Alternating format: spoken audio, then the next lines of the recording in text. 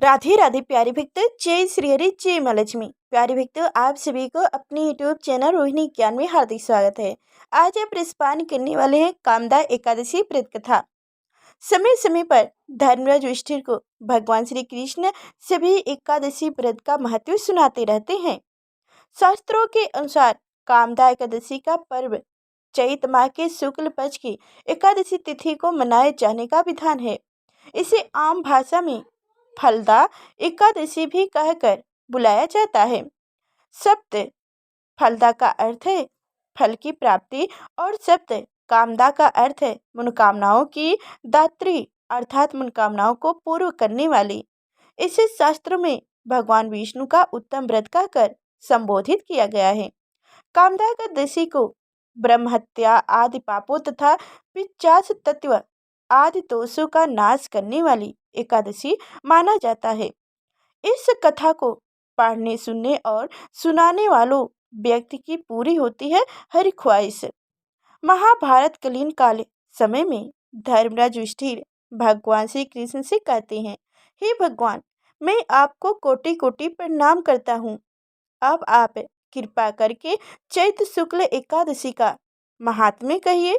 भगवान श्री कृष्ण युधिष्ठिर से कहते हैं कि हे धर्मराज, यह प्रश्न एक समय राजा दिलीप ने गुरु वशिष्ठ जी से भी पूछा था, और जो समाधान गुरु वशिष्ठ जी ने कहा वो मैं आपसे कहता हूँ। प्राचीन काल में भोगीपुर नगर में पुंडरीक नामक एक राजन राज्य करते थे।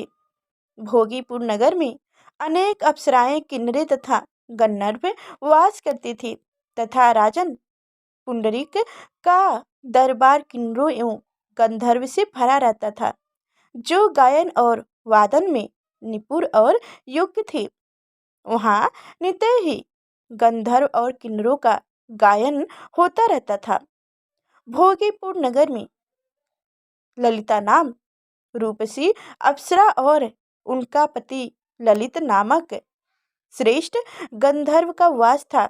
दोनों के बीच अटूट प्रेम और आकर्षण था।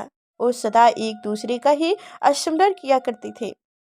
एक दिन गंधर्व ललित दरबार में गायन कर रहे थे कि अचानक उसे अपनी पत्नी ललिता की याद आ गई।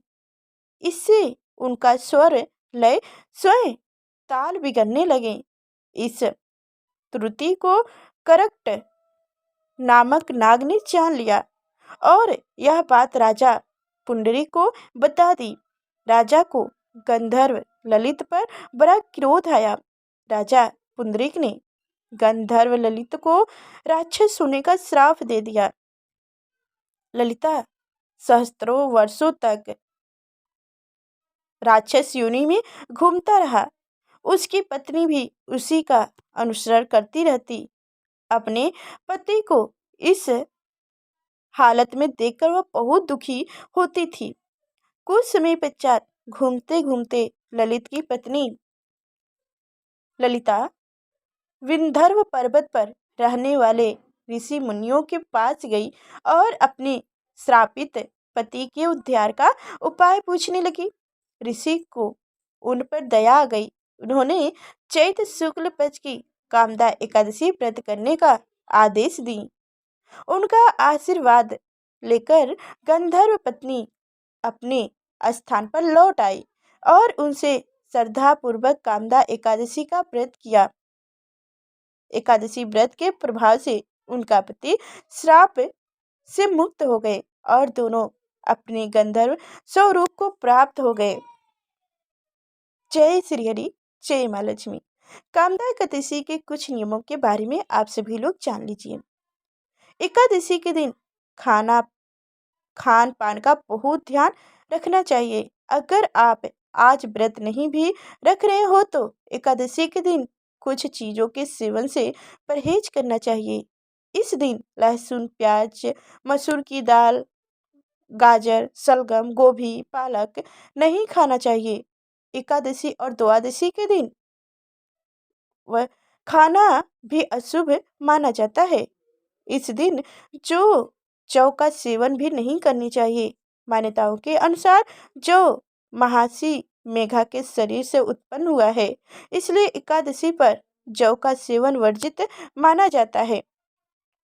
एकादशी के दिन चावल भी नहीं खाना चाहिए। चावल का संबंध जल से होता है और जल का संबंध चंद्रमा से माना जाता है।